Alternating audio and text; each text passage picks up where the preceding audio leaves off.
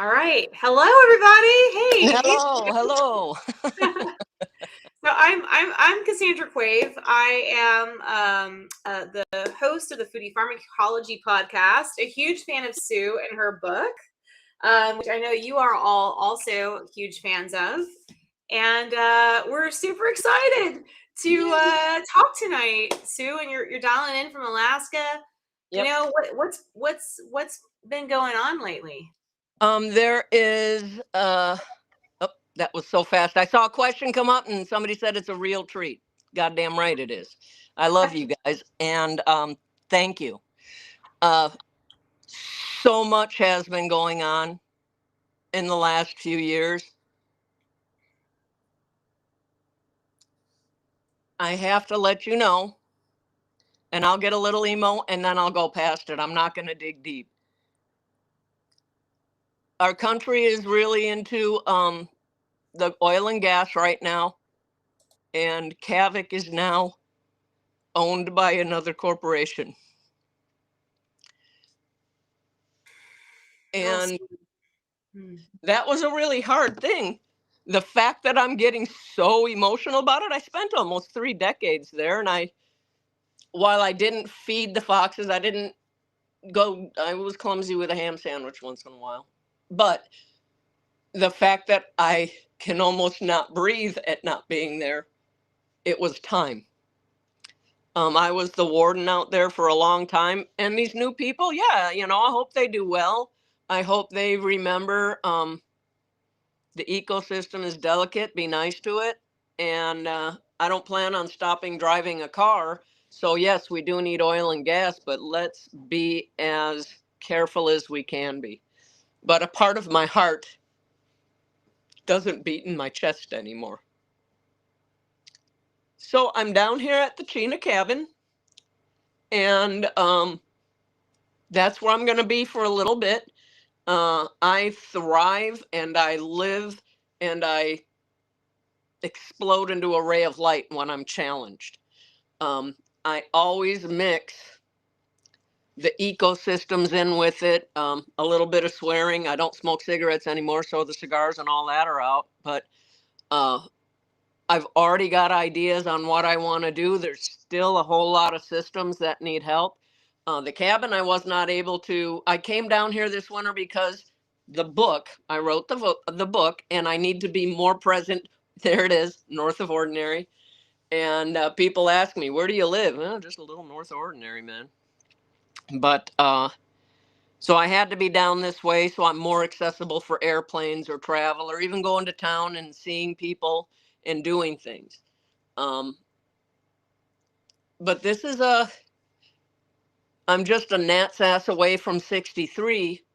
And yes, I knew my body was like, if you fall off of one more piece of equipment, I am going to make you hurt, But it's different when it's just suddenly gone. But I have a feeling the big cheese, something that's smarter than me that can create a butterfly out of a caterpillar, he's got a plan, or she, I'm not saying it can't be. And I'm gonna build another camp. It's going to be a very unique location. It is definitely gonna be similar as far as an ecosystem that needs a little representation. I'm sure there's going to be some foxes there that are going to require pets and a clumsy ham sandwich once in a while. But you haven't seen in all the 23 seasons, you saw me build a lot of things. You saw me bone a lot of things. But you've not seen me take a raw piece of land and create the magic from scratch. Yeah. So whether there's talk about following it in a series. But if not, I met a lot of people, find people, other people, and I take a good selfie. I'm not going to be able to hold it while I'm getting distracted. So I wanted this is the first day that I can't go into all the details, but I can say that it's heartrending to not be Kavic. Yeah. But I am not Kavic. So I pushed it a little bit and got bushy on it. So it's a good thing that I'm not there. I need to heal. I didn't make the foxes pets. They're not gonna, they're not at the standing at the runway going, "Where's mom?" Maybe a little, but you'll be with me if you choose to for the next adventure. I'm Mm. not done. I'm not done yet. I may snivel and cry and cut my bangs too short, but that's part of my charm. Well, you're Um, getting so much love in the comments, Sue. I I'm mean, sorry, people. I cannot see any well, of the I, comments. I I will Not read at some all. to you. They're just saying you are the queen of fresh starts. You can do anything. We love you, Sue. Our heart breaks for you, Sue. God has a plan for you. Just take care of yourself. We love you. I mean, people are there with you, Sue. You're Yeah. loved, and I have faith that Oh this is my gosh. just the beginning I of am so something excited about some of incredible. these things I want to put together. Yeah, Maybe Cassandra, you and I can do a little bit more of this because I want people to be involved in it. I yeah, pre I can't see all the people that are here or not, but you can see me. yeah. And writing the book, all of the comments in the book, I ask, "Oh my gosh, how is this? I see something. How's your daughter?" When I went to Barnes and Noble and I connected with a family, special needs kids, and he saw me and he doesn't really care to be touched or anything. And he got into Special Olympics for the swimming. And I said, "Hell, show me how. I'll go time this stuff, man." And he brought me in dead nuts a winner, and I flew down because Zachary wanted me. I got him a lifetime movie pass because we went to his first movie theater together, Oh, and wow. just a lot of because that's a lot of information coming at him. Yeah. But we became besties, and he learned how to cook a hamburger for himself on the grill. So I came down dead nuts a winner, and we did that. But my thought is with this, I don't consider you fans. That inflates the ego larger than my ass. That's not healthy. I like But your that. family that I haven't met a lot of you yet, but we have a whole lot of years under our belts. The ones that get a little mean, it's like, "Oh, you're taking a walk. Try and get back on when you don't feel mean." But I want you involved in what I'm doing. I want this to be a give and take. And when you see where I want to do this and how I want to do this, the National Park Service is getting on board with me, and where I had said, going with the book to do. There's nobody arranging all the book tours and paying for me to fly around. I'm having to do that myself. But with everything that's happening, I was telling Cassandra, as you read in the book, my mom, one of the most intelligent people you're ever going to meet, one of the cruelest. I did never walk a mile in her shoes, let alone across the kitchen floor. It was very violent, but when she abandoned me in Alaska, at first it was unbelievable. I have a tattoo of the raven here, George, Yeah. and he helped me. And at first, my first words in the book, my first thoughts were alone, alone, fuck, alone. And here's this bird, and I'm like, "Peck my eyes out, man, just do it, you know." And the bird ended up coming close. I got a little scared. He fluffs his wings out, put his head on my chest, and hugged me. And I went, "Oh my God, I'm alone. I don't have to be afraid anymore." Bottom line, when she left, it's not how I would have scripted it, but I didn't hold it against her. I don't know what she went through to make her that way. And I highly doubt I'm ever going to be judged by anything that matters to me on what happens to me, but how I react to it. Yeah. I If you think react with grace, even in the hardest of sometimes your reaction needs to be, but most of the time, if you can do it with a little bit of grace, and if you can't, guess what? You don't have to, just because you've been invited to an argument doesn't mean you have to attend. yeah. Back out of it. But Let's you guys, when you see what I'm doing, the National Park Service for the book, they wanted to offer me, "Hey, if you want to hit the national parks, we need help Yeah. getting the people to fall in love with us again. And I'm like, give me 10, 20 spots. We'll be there, man. And that's going to be part of it. And it's going to be wonderful, but I'll take your opinions. And you can even help me build. This is going to be fun. It's amazing. I think there's so much in your book that resonates with people, Sue. I mean, I think all of us at some point in our life have felt alone like that. I And don't have a Kleenex, so I'll oh, change my you're shirt okay. tomorrow. Trust It's me. like, but I think what really struck me reading your book, and I know all the audience here are fans. They've read the book, they've ordered the book. Thank you for your support of Sue's great work. I think, for me, I can say what really resonated is how nature came back to heal you, right? And yeah, tell us a bit more about your relationship with nature. I think that's one of the draws, the Kavic and the foxes and your friend the crow. Like, Yeah, when what I can we was learn very from that? young, my mom would she brought me to North Dakota, leaves, and I met a gentleman. There were two gentlemen. Pat White was one, and Wasu Duta was another. This is in Fort Totten, North Dakota. But Pat White really took me under his wing. This is Pat White Senior, and he was an older gentleman, but he would take me out in the fields, and he was a shaman. So was Wasu Duta. Wasu Duta was extremely well known, just powerful men. And I would bake chocolate chip cakes. I've always loved to cook and bake. It's therapeutic for me. And but we're out there in the field. He would make this sound, and all the wild horses and the buffalo would just come in. And I'd try to do it, and yeah, no, it didn't. I finally got it. But he sat me down and he said, Susie, you're not going to have an easy life. The animals are going to be important. I'm going to teach you things. I'm going to show you things. You're going to need to know it. And at that point, the big dump hadn't happened yet. But I remembered everything he said. His family gave me from the Trail of Tears. It's a necklace from the Sundance, the last Sundance that they legally allowed before. I think they reinstated it now. But I have on white buffalo leather. It's a beautiful necklace. I have it encased, and it's in a temperature controlled thing. But I've been lucky over life to get to know some of the animals. The raven has been George. I called him George because I had just seen in Chicago that cartoon where it's like, and he will be my friend, and I will call him George. And so, but George,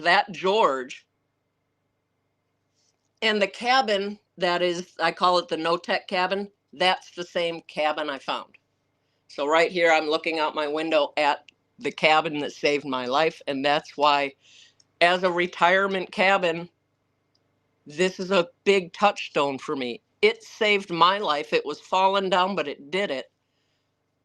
And now I'm able to save its life and bring it back.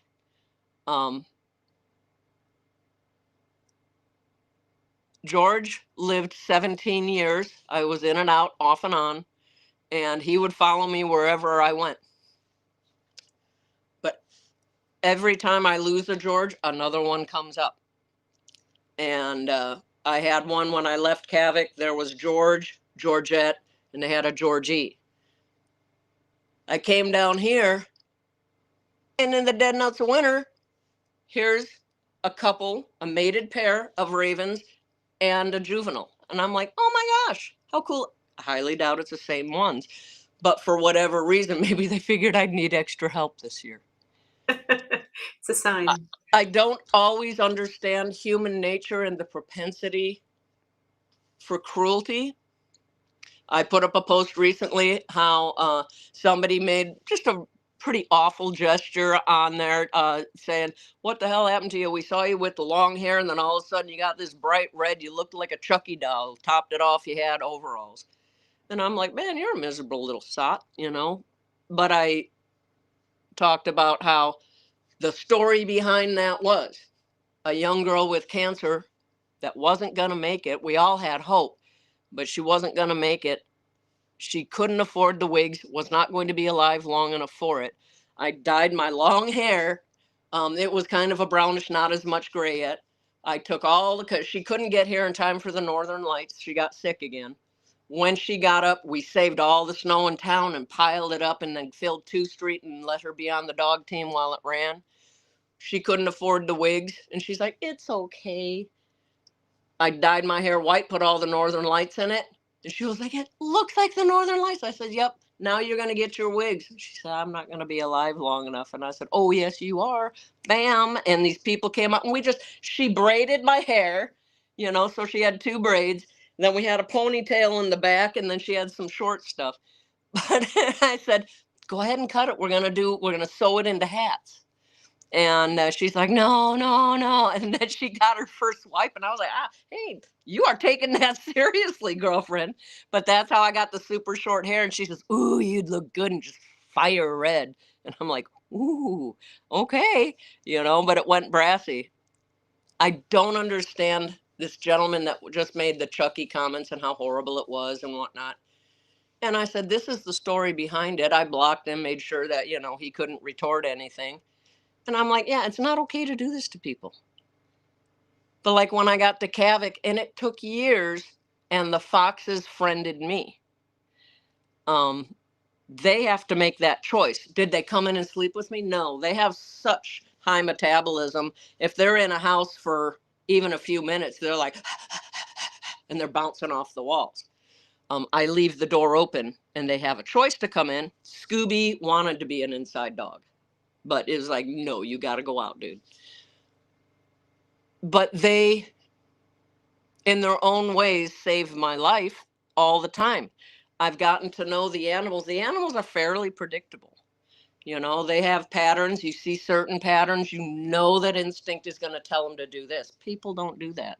I can't look at this whole wall of people coming down New York Street at me and pick out the Jeffrey Dahmer. I can't do that. So it's unsettling to me. Now that I'm here and I'm at the cabin, I've got half of Kavic stuffed into the cabin. I'm already a hoarder. Oh, this is it. Then I can show. I've got full-size bears in here. That's amazing. Lots of animal decorations. A lot of the animal trophies, if you want to call it that I have. There you are. I'm here. This leads into a question, Sue, that Okay. You've had a lot of comments about how much they admire your perseverance. And there was one question I want to make sure that you saw, and it's, you learned how to hunt, how to trap, how to fish. What's the hardest practical skill you had to master on your own? So I think that's, you show people it can be done. I mean, you were just a kid, like, yeah, you learn these things. I'm challenge driven. I don't like, who does like, okay, maybe there are some, don't tell me. People that, I'm not a person, it wasn't comfortable when people exerted their control over me when I was young. It was painful. But I challenged myself to get over it. Only thing I haven't challenged myself on yet is when I got tied down and had the live snakes put on me. I still freak out about snakes. I'm not able to get over that yet. Stay tuned though. But I was afraid of the dark. Bad things happened in the dark as a kid. So in Alaska, we tend to have, and especially up by the Arctic Ocean, a lot of months of complete darkness. And it was challenging for me because I spent a lot of years in Alaska. Beyond 2, I love to travel. But sorry, I got something on my phone buzzed. Takes my mind off of it. Putting myself out in the dark, I needed it to become a comfort zone, not a fear factor. First step in doing that is saying, okay, be brutally honest. The show, when it first started, they asked, okay, we're going to ask everybody, what is the most important thing you can bring to the ark? I took off my glasses and something came up and I couldn't see it. But Oh, what is it was the just comments of people saying how cool all of your stuff in your cabin is, and they said it's not hoarding because it's just such cool stuff. So, Oh, there is. I was very proud.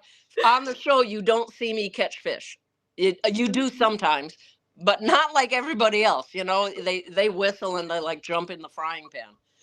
But I was trying to explain to somebody the Kavic River. There's a few really deep spots, but a lot of it is braided and shallow. It's frozen underneath, so it has to spread out wide.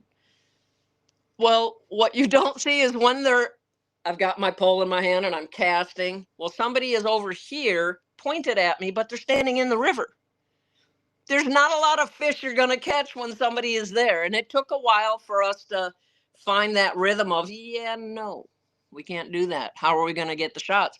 We can do this, we can do that, and then we can do it again once we got the stuff in the can. But I took 2 fish that I was extremely proud of. All of you out there, I try to support your businesses. I've always wanted to learn how to blow glass. I make stained glass. I do a lot of art. I do carvings. Well, you got carvings. oh wow, you did that? Here's another one. Beautiful. Yeah, I like doing all kinds of stuff. I'm very, You do I'm realize not, maybe that's I'm not not a always normal thing good that at people can just do all these things, right? Yeah, I am not always good at art, but like here's one. It's George. Yep, it's George, and I'm using mixed media. I had other feathers, Uh-huh. and so I'm using mixed media on it. But I had these fish that I caught, and I was super proud of them. They were huge. I can get fish, and I have like a 28 inch. Bill, I'm not letting you out right now. We've got a great picture here from our producer. Oh, cool! Awesome. Yeah, Look at that. yeah, Beautiful. and that's just right outside here at the cabin. But I took 2 of those fish. One of you guys does glass blowing, incredible fish glass blowing.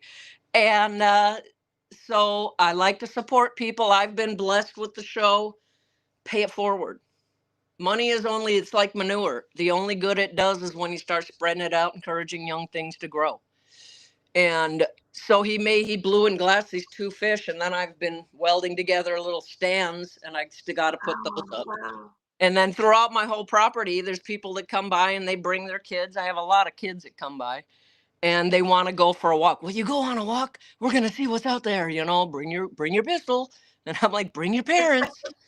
But we walk around on the trails and I make little tiny paintings or I collect them from anywhere. People send me things and I'll go and I'll put them in the trees. I make the little gnome houses and the Oh, fairy yeah. houses. And they go Little in and fairy fool houses. it. Mm-hmm. If you remove something, you have to leave something. So come here prepared. It doesn't matter if you're a fairy and you're out there, a little button is a plate, man. Think size. So I have things at kid levels, things at adult levels, and it's pretty fun. That's amazing. Well, you're getting so many comments on how incredibly beautiful your carvings are.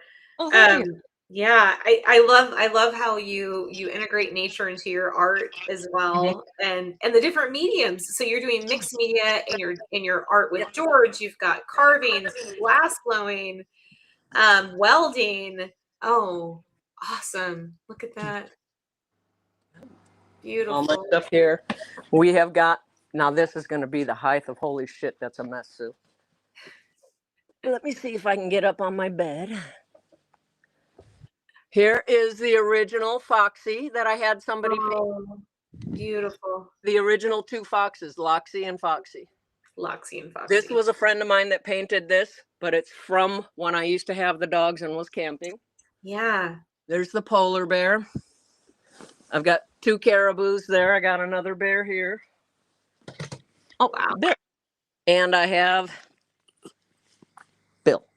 Oh, that's great. You've got all sorts of company there, Sue. I love it. I love it.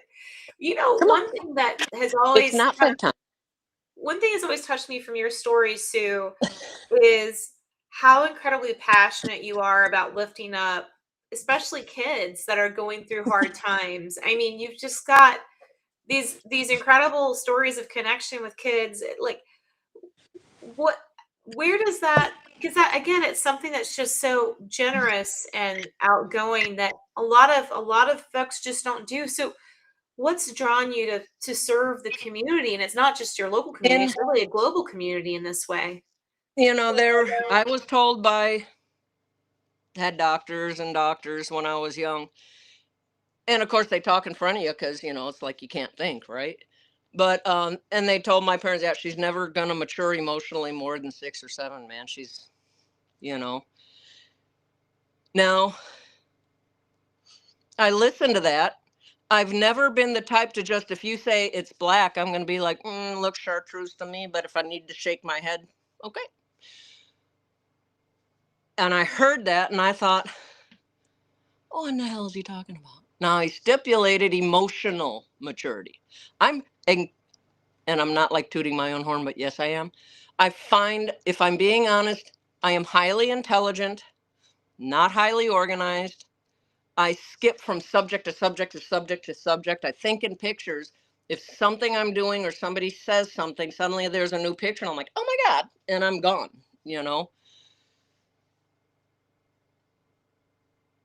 Part of, I love to help kids. I love to help other people. I called a woman, I've been friends with her since I think 2011. And we share a love of the Chicago Cubs. And on I don't have TV, but on a Super Bowl thing, she called me on, I think it was Skype at that point. This is a lot of years ago. And I watched it through the phone or through the Skype program. And so here and there, but now she's in her 80s. And so the other day, she says, man, you look a little tired, just letting you know. And I said, yeah. So I called her up and I said, what's going on with you? And we had an hour-long conversation. And then we were giggling about stupid things, like telling fart jokes and stuff. It was crazy. But when the doctor says emotionally I'm not going to really mature a whole lot, I do not have the tools. And that was a problem in my marriages. On me. They had their own things. I never was shown or had an example of what a healthy, loving situation was. I had a lot of escapism so I could keep myself safe. If I needed that hug, not a huggy family, not a kissy family in a good way. But we had one of the only TVs at one point. And everybody's doing their own thing. Everybody's knocking you aside until that TV that came on. And everybody was in the room and staring like this. And I went, wait a minute. All I got to do, I stacked things up, got up there. I was toddling, and I have a picture of myself, one of the few baby pictures. I'm still in one of those chairs that you push, a buggy or whatever. And but I've blown out the feet in my jammies, but I got my hand on my hip and a scalp. I would climb up on the TV, sit there. Everybody'd come in, and they're staring at me, and I'm like, attention. And I was perfectly happy. I adjusted what I needed. Now you go back to your question about the kids and what's that about? I live life, hopefully always will, like a 3-year-old or a 5-year-old that just was given $100 bill and go into Stuckey's and do the shopping for the road trip, girl. You do it. I love it. And you're so excited. And ooh, and I see little kids, even teenagers, if you get them talking, they're so excited and they don't have any breaks. And maybe people don't listen to them. You're supposed to be seen, not heard. Mm-hmm. But there's such natural flow to joy. And I dig that. And so I get down there. It's like the little boy from Texas. I was doing the recording for the book, the audio recording. And I got the notice that, our son went and saw Santa, call. And he was asking Santa if he could bring, I know you live next door. I've seen the picture she puts up about You're right next to Santa. Yeah. And he's like, I can't give you a human. And he's like, no, but you go up there. She helps pack the sleds. You can use your magic. Just get her. I want her to see where I live. I want her to see my cows. And I was like, well, I got to go there now. And we had the best time. When you can spread joy, when you can accept joy from those kids, then giving is safe. I never had a safety net for giving myself to people. Animals dug it, and they still do. So, Yeah. yay, go team. I'm going to keep doing that. But I see kids, and I'm like, what's on your mind? I was thinking about, marbles and frogs. Dude, that is so cool. Do you know I have a frog in here that's stuffed and he plays a banjo? I love it.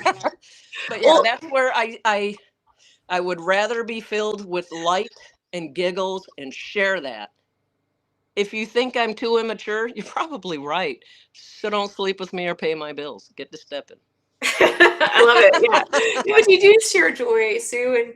And the discussion about your advocacy for children brings up another question one of our listeners asked. And they ask, I would love to know, what would you say to 12-year-old Sue now? Interesting answer. I don't think like that. If you dwell on the past, you're not going to change anything. The only place you're not present is today. It's a supposition that's not going to mean anything, because I don't like when my mom died and we had the whole time before she died, she'd call and I never liked you very much. Yeah, I got the coffee mug and t-shirt. I got that. I said, but I love you. Doesn't mean I always like you either. I don't ever want to go back and try and change a damn thing, because it took all the good, all the bad, all the bad things I did. Okay, that wasn't that bad, but I'm a workaholic. Eddie was Mr. Mom, and he fucking was great at it. He also took care of his mom. We had to make some really tough decisions that made sense to us, nobody else. Would I go back? Eddie was one of the loves of my life. Would I go back and say, take your fucking heart medicine? It took everything we have gone through to get where we are today. And I like myself. I'm a lot of fun to hang with. This whole Kavic thing is difficult, but necessary. The foxes have new owners and they need to get further out. And I had it for 30 years. Let somebody else have some control. But it's hard.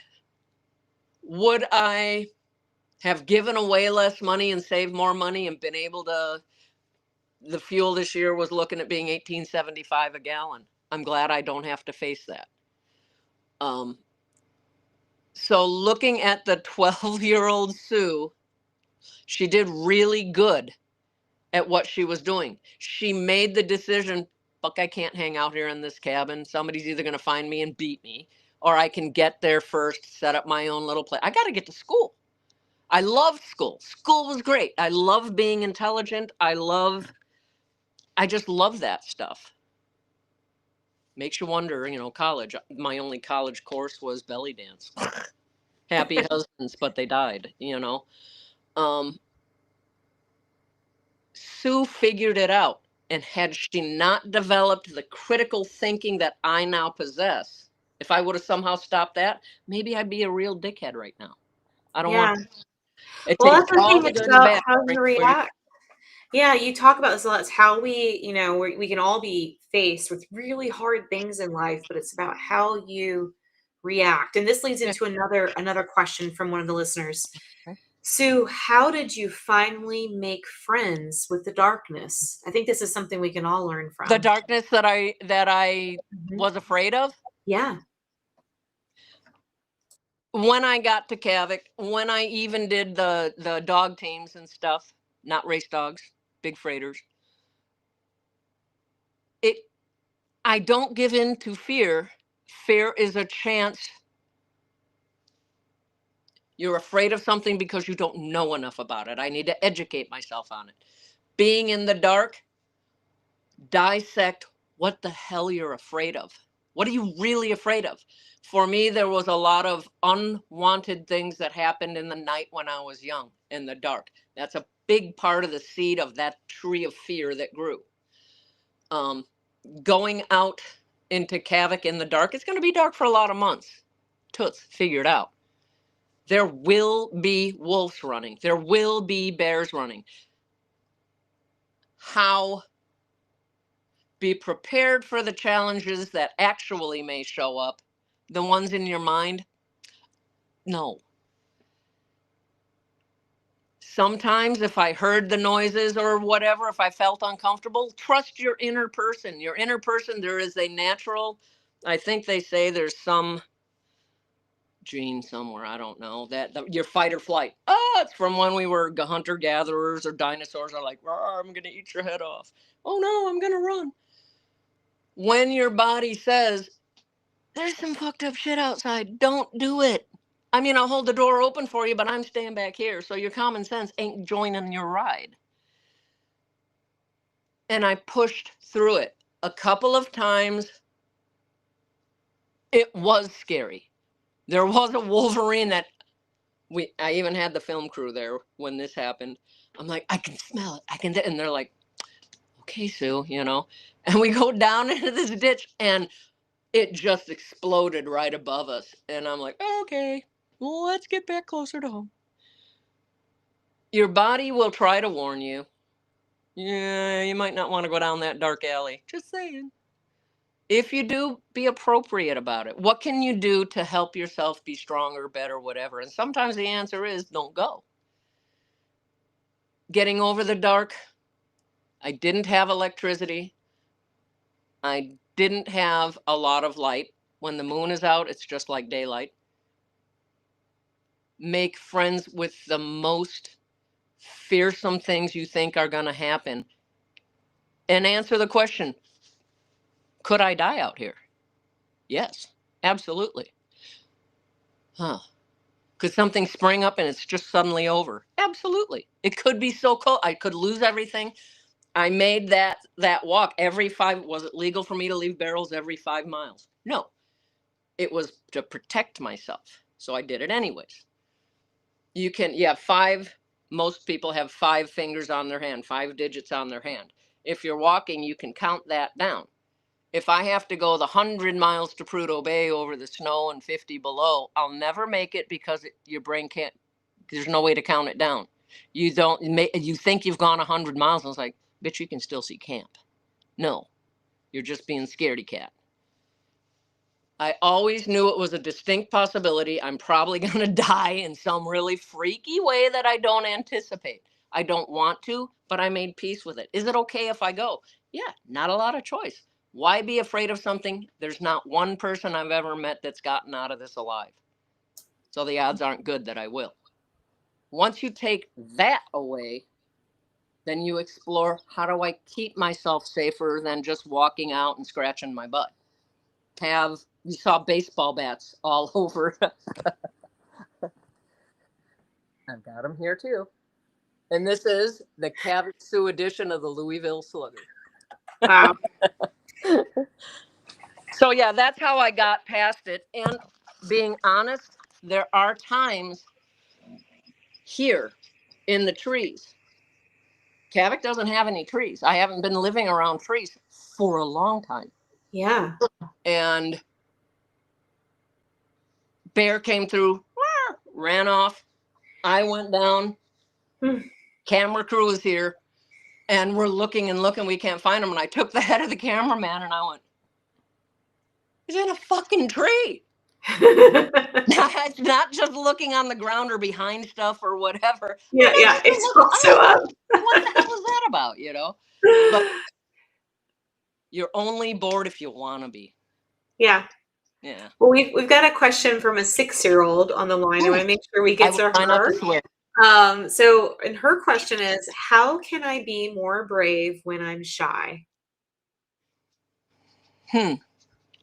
How can you be more brave when you're shy?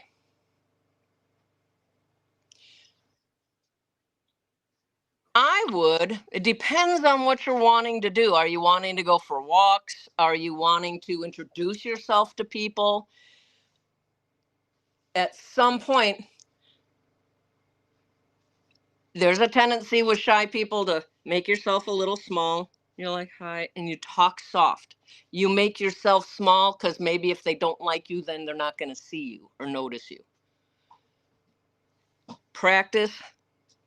If you go to church or something, practice sitting with your shoulders back, your head up.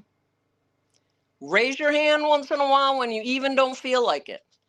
We used to have a class called debate class, and they teach you, you don't have a choice. You got to get up there and talk. Practice it with yourself at first.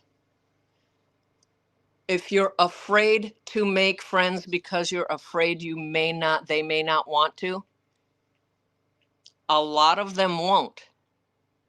Don't give up, because you'll get more comfortable with it as you grow.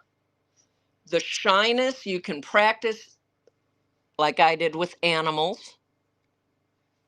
Animals give you a very honest, not emotional reply. They can let you pet them, but talk to them, get used to talking, and then sit down and go, I'm afraid of confrontation with people and being rejected. So then what aren't you afraid of? Talk to yourself. Well, I love spaghetti. Do you know how to make it? No. Ask mom. Mom, can you show me how to make spaghetti? When you go to meet somebody else, say, oh, I cooked dinner last night. Mom taught me how to make spaghetti, and it was so good. And they're like, you cooked? I don't cook. Oh, we can go to your house, and if your mom says, cool, we'll show you. Find your strengths, acknowledge your weaknesses. We all have them. And then work between the two. But if you start talking even with yourself and you start learning things that are interesting to you, guaranteed you're not going to turn 30 years old and not have a friend, because they're going to notice you. You're going to shine because you're developing confidence. Your shyness dissipates and your confidence grows. I love that. I mean, I talk to I plants all hope the that time wasn't too too. bad. Try your Yeah. stuffed animals. I mean, Yeah. Animals, plants, nature is great. yeah. And I also want Garden. to You do the gardening. Plants love gardens. Excuse me, plants love to be talked to. Plants love music. Pick wisely. Not all of them like, heavy metal. Some do. But find something that you get a little tiny seed, talk to it. If your things you're scared of and you don't want to talk to people, talk to your plants. Pretty soon you're going to have this garden that is phenomenal, and somebody's going to be like, this is yours? Yeah, that's a peach. Do you want to make a salad? I don't know you, but you've got it going on up here. It's just the connection when you present it to other people. Get over the fear that they're not going to be chummy with you at first. They're not. Accept it. Because they are not experiencing what you're afraid of. They may have their own fears and they don't know how to express it. So give everybody slack, make some cool stuff. And you're going to notice somebody's going to come and talk to you. I saw your garden. Can you show me how to do that? Yeah. That's amazing. I mean, and I know you also communicate and share through your art too. And there's been so many fans, so many comments earlier and continuing on how much they love your artwork. And I just want everyone to mention we do have your collection of totes and t-shirts and more featuring some work around here. So please check it out. mysterycontrol.com. There's a QR code as well. That's my map that I made of all the resources in Kavic. I think in pictures, so art is very important for me for self-expression and memory. But yeah, if you go to mysterycontrol.com, they've got an area getting some more t-shirts out. I've got a lot of art that I create. There's some pieces that, no, I don't want to put it on a t-shirt. I've given it to a grandchild, or I now have 2 great grandchildren. Some things and some things I'm just not ready to share yet. There's a reason I can't read that. She says, "This is healing the little girl in me who also was afraid of the dark. Thank you, Oh, Sue." good. You're welcome. Okay, another weird factoid about getting over the fear of the dark. I became, this is so hippie, I became the light. I love being happy. I wake up and I go, yes! And my dog looks at me and he's like, oh my God, you're awake. Can I please get off the bed and go pee? Yes, I don't want you to do it here. We get up, we have our routine, we go outside. Um, if I can remain in control and I'm the light. There's a booger behind that bush, I am so filled with light, you're going to crumble. Don't touch me. I'll kick your ass. You have to find something in yourself that you consider light. That's And bring it amazing. with you. Mm-hmm. Well, I think one other comment I saw earlier that I wanted to get to is this comment that your book balances raw hardship with Sue's specific brand of humor and wonder. Yeah. Was there a funny or even absurd moment in the wilderness that still makes you laugh? Yeah, there's a bunch. There's one that's in the book, but I don't think in the world of editing, I don't know that, you only get so many pages. It's not War and Peace. Nobody's going to buy War and Peace. But when I was very young and I was first here alone here at this cabin, not this cabin, but the little one, and I got berries I could figure out. And I was going to pick the berries. And I come down and around this bend, and here's this bear. And at the same time, the bear goes, roar! And it lit out as fast as it could, and I lit out the other direction. Ah! It reminded me the picture in my head that I got. I was very, very, very young, and I don't know why we were in Las Vegas. I have no idea. I was in Las Vegas. Some of my brothers and sisters, we got put on an airplane flying back. This is such a weird story. This goes along with the little kid running off and the bear running just as fast the other way. It was so cartoonish. And I stopped and just fell over giggling and drooling because it was so silly. But I'm in the airplane, needed to go to the bathroom. Stewardess takes you up there. Just go. Just go. Push the button when you're done. You're a little kid. Maybe I was a chunky kid. I really don't know. I have a tendency towards chunk. Going to the bathroom. I didn't know. Get off of it. Pull everything back together. And then push the little button. No, I'm sitting there, push the button. My butt got sucked down onto it hard. And you felt a little water. Not my happy. I come barreling out of that place. Ah! Pants down around my ankles, messier than hell. Ah! So that was the picture I had in my head from being young, and I had to get away from something majorly scary. That's what I did there. And it was the first time I hadn't thought about that. I was so tiny. And I mean, I could toddle, but I wasn't much more than that. And so when the bear thing happened, here I am, and I'm running again. And I stopped and I went, well, in my head, I went, well, at least I had my pants up and I didn't feel nothing tickle my ass. And yeah, there you go. I love it. Well, I can tell you, we've got a lot of comments here from the readers about how they devoured your book. They love the story. They love the Sueisms, as they say.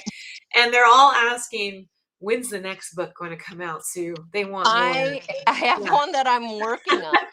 I've Amazing. got 5 chapters outlined, and Mhm. it takes you, doesn't go into the minutia of Kavic again, but it takes you from there into what's happening to me now. I didn't discuss a whole lot of my children, lots of children, family stories, great children, grandchildren, great grandchildren. You're going to hear a little bit more about that, but there's something I'm doing I have to wrap up Kavic and how I feel about it. And so that's sort of where this is going to go. And, I'm going to be 63. I want to throw in a couple of recipes. People were like so sad. We didn't have recipes and we didn't have a lot of photos in it. And but it's a work in progress. But yeah, I've got 5 chapters outlined, and it's taking me from what I thought this is going to be. This is it. This is me. I'm an Arctic queen. Yay. But the world has more need of a person like me than Kavic does. Kavic is on a good path. And even though it crushes me, like I say, I'm not quite sure that my heart's beating in my chest anymore. But it will again. If anybody's had a bad breakup, a divorce, or somebody dies, or, you know that all-encompassing blah for no reason. And maybe you just really get comfortable with your fucking top ramen and some hot cocoa. And that's okay, but it's not a place to live. It's a place to visit. You endure it. What am I getting out of this? What do I want to do next? Because just having fat ass syndrome ain't going to do it. And so that's where it's going to go. And we're going to all work together to make this next project go. Amazing. Well, if there's anyone that's well equipped to jump into the unknown and do something incredible, it's you, Sue. There's lots of enthusiasm about your national parks ideas. We're getting suggestions of parks. Oh, you've got to come to this park or that park. Let's explore it together. That's the beauty. There are so many of them. Yeah. I mean, I've got a 1967 VW Bug and an old teardrop trailer that went with it. That's the perfect thing to go cruising down Route 66 and see in America. Throw up some tents, get some marshmallows out. At this other place, this other camp, I envisioned a really big ring for campfires, and we sit around it doing the old fireside chats. And it's not all about me, but I do tend to talk the most. But get the kids, go to the parks and fall in love with it again. There are parks that are just losing everything. We need to save that. There's plenty of highways. We can just revamp those on where they're at. But once the parks are eaten up, they're done. So there's a lot of places we can go do that. And the world's a big place and they make airplanes. This could be experiential things we could do together. I'm almost 63. I highly doubt I've got 20 years left, but maybe. We don't know. I could have 2. Fuck, I don't know. But what better way? I've done this. I've done that. I don't want to do that. Some things just because you were invited to do it or it's presented. Oh my God, you'd be so good at this. No, I don't like that. You can say no to things. Try to do it with some tact, but if you need to, hashtag you too. You're not gonna like it. Don't do that. I don't put limits on what I want to see. There's a whole planet. Yes, I really dig my backyard, but I have a lot of them. There's definitely some chat comments about how they love the idea of fireside chats in the national parks. Amazing. Well, here's another question from a reader. Now that the book is out, what do you hope readers take away about resilience, solitude, and being extraordinary over ordinary?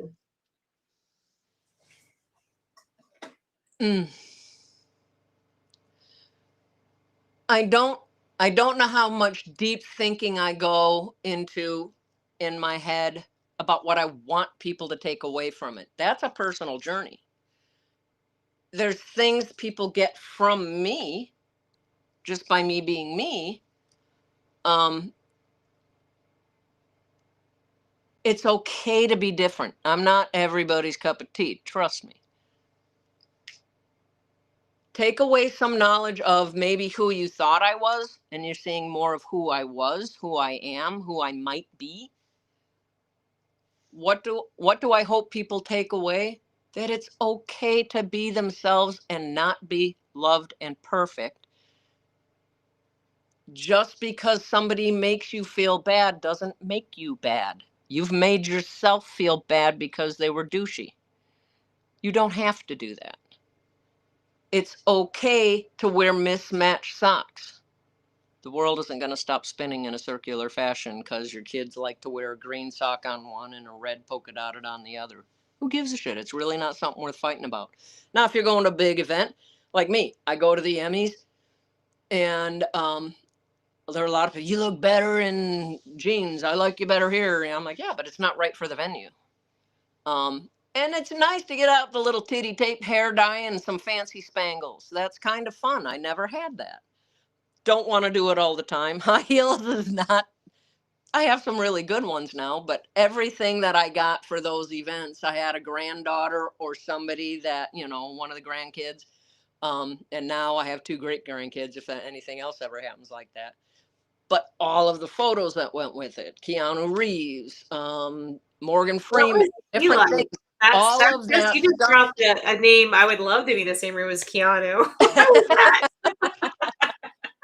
But they, all the pictures, all the photos, all the things that I talked about, all the articles, that's there in those. And I suck the oxygen out and the dresses are cleaned. Everything they helped me pick out, the videos, phone stuff, all that's in there. And so when I kick the bucket, they get these things and they have a time capsule of something they did with me, even though they didn't get to attend.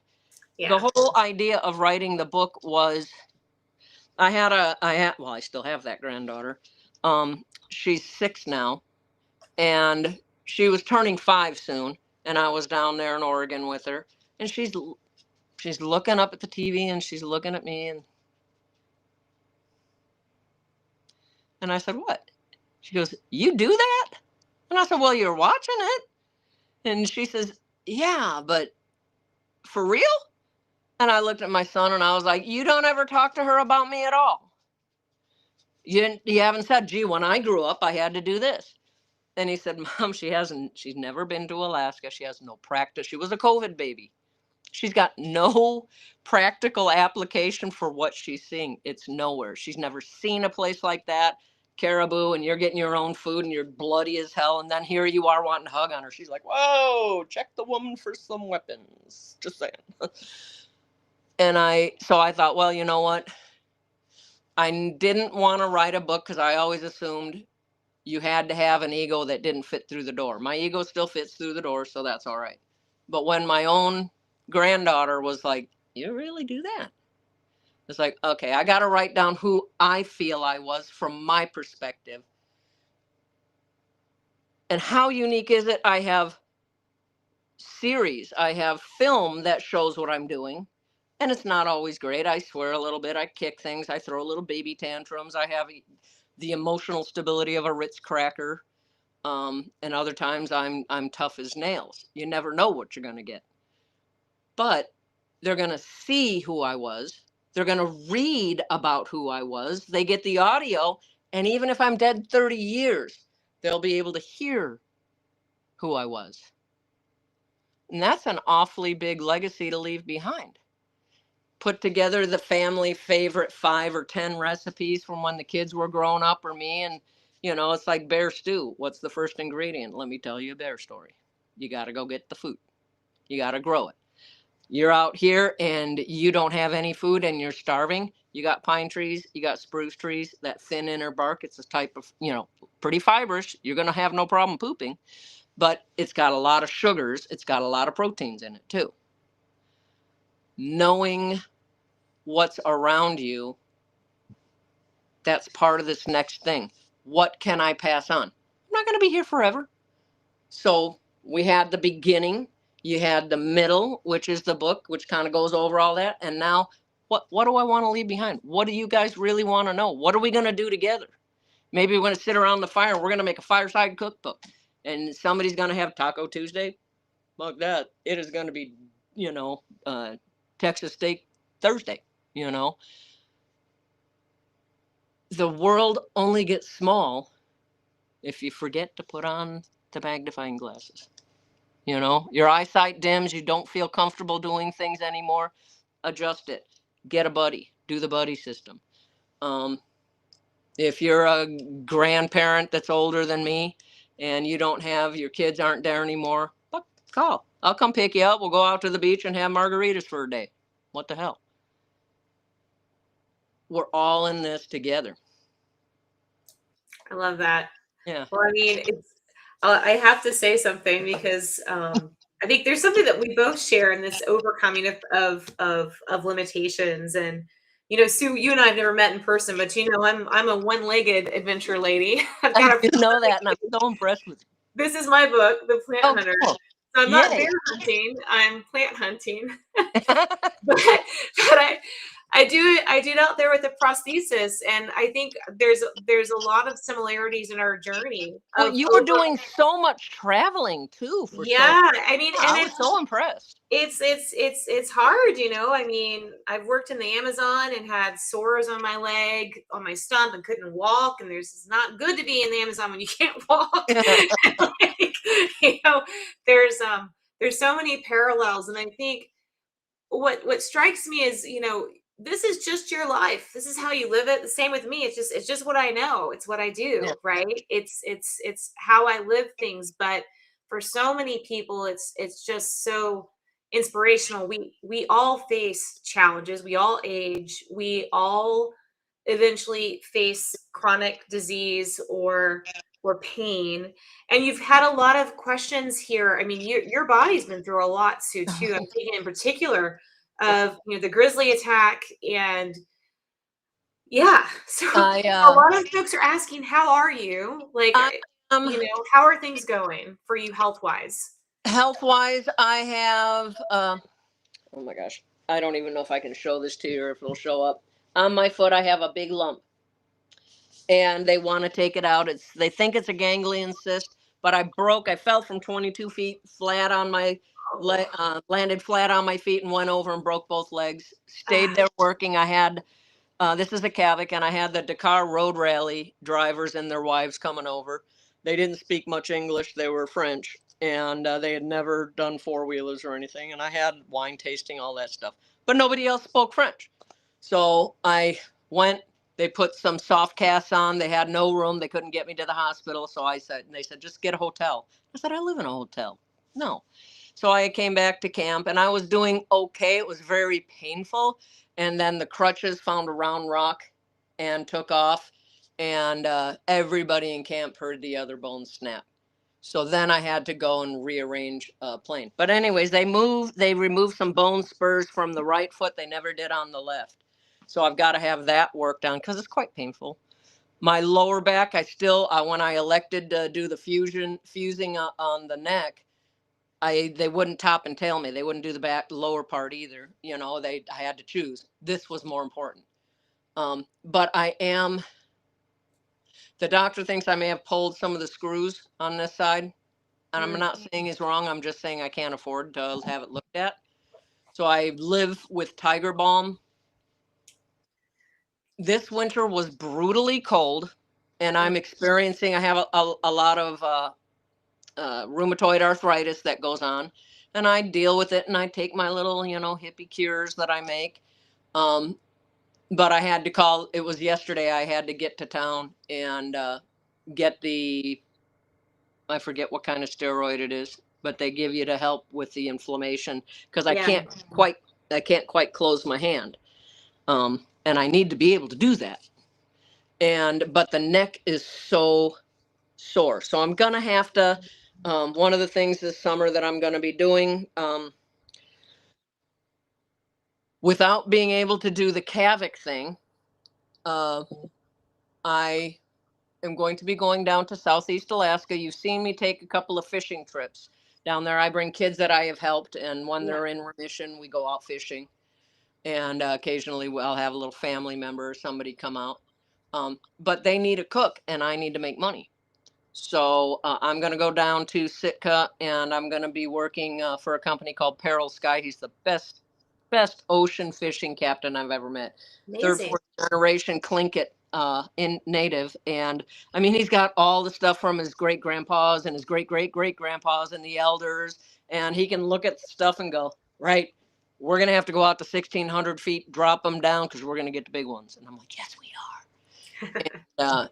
And people can go fish there. And if they want to fish with Sue, there's a stipend on that. And then you got to be real happy with Cheerios, because if you have me out on the water all day fishing, guess what I'm not doing? I'm not cooking. The So, cook doesn't cook, but you get to have but fun too. it'll be a good break. It's a good scenery change. Oh my I gosh, like yeah. whales. I used to have a big sailboat, and I sailed around when the kids were being homeschooled when they were little.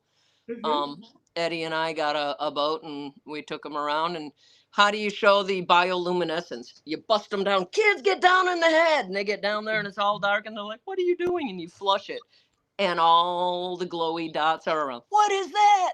I said, "Let's go throw the crab trap in." I'm the eternal. Why do I get along with the kids? Because I'm a kid. Yeah. Happiness is a good thing. Shining a light from your soul out. Being Mhm. happy is a good thing. I also get sad. It doesn't overcome and overtake me often. It will take me a while to not worry about the foxes and the birds and fucking plants and all that. But I will. I have the attention span of a flea. As long as I have something else that I can pour my soul into and make better, I'm happy. I make a good nurturer. I don't think my kids would say I was the best mother on the planet. I was the best working mother on the planet. Mhm. We all expected, because I do the Jane Wayne shit all the time. So we always figured, I jump off of cliffs and glide.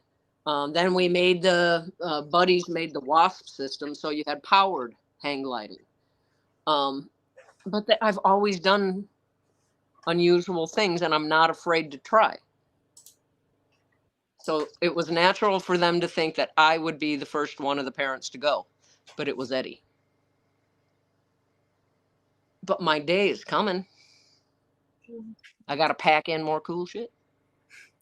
There were some earlier questions about Eddie. I want to bring one up because several listeners commented how much your love for still shines through. And one question in particular I thought was good. If Eddie could read North of Ordinary today, what do you hope he would take away from how he was portrayed, your shared years, and the love that clearly still echoes in your writing? Again, I don't think of what I hope somebody's going to get out of it. I Yeah. did the book for me, Yeah. as a gift for the grandkids on who I was. How you take that is your business.